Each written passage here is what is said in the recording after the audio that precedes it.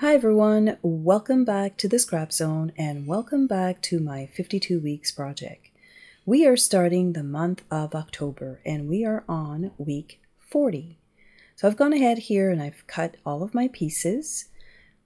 As I said, we are working on the month of October and I'm going to be doing this layout right here. So I've gone ahead and I've done all of my journaling. I've got my title ready here. I've just put it on darker cardstock so you can see it. And I don't know if you remember, but I had one full sheet of that really pretty paper. So I decided that I was going to use it for this layout. And I did bring back those leaves. Although this is not a fall layout, I find that it works well because it's October. So as you can see from this photo here, it was the first time I met with some of my ladies and we had a full crop day. So that was pretty exciting. So I thought definitely need to document this event. So I'm going to go ahead here and I am going to put this layout together. It comes together quite nicely. So I'm just going to do a little bit of ink distressing here. And although my cardstock is darker, I am going to go ahead and use the same color ink, which is mink, and I'm just going to add a little bit to all of the edges. So I'm going to square off my photo right here, and then I'm going to continue on with some of the ink distressing. So I like to pick one color and I just go with it. So this is what I'm doing here. I'm doing it on all cut pieces, even the base of the page. And I'm going to pop this right on top. Now, this is a pretty pattern as well, but I just felt that it was quite busy and I really wanted my photo to be the star, not so much the paper. So I'm going to flip this over and I'm going to do more of a monochromatic feel. I guess that is my thing. If I've been on my channel before, you'll see that I often do monochromatic. So we're going to flip this over. I'm going to put it right on the top. And then I'm going to put this piece here. It wasn't long enough, so I was like, that's not a big deal. I'm just going to trim this off. So I'm going to keep, I don't know, about like 2.5 inches at the bottom. I'm going to cut that right here. And then I'm going to extend that from the bottom to the top, or top to bottom.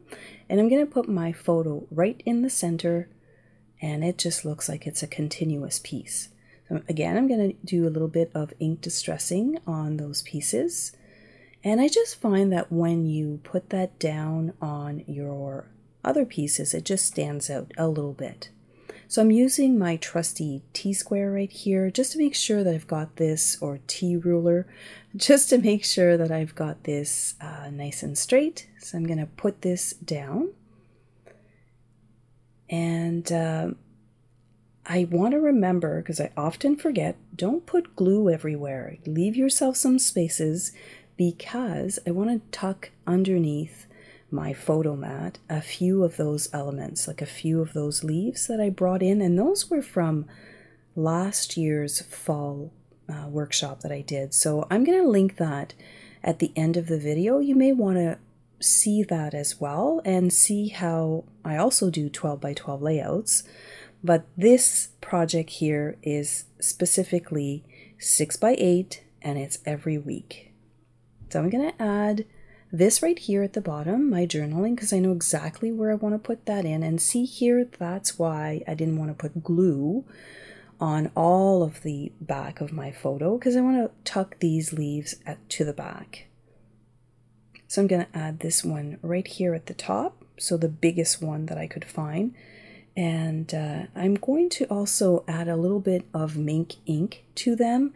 So what I did to these leaves is that these are like, they're thin cuts.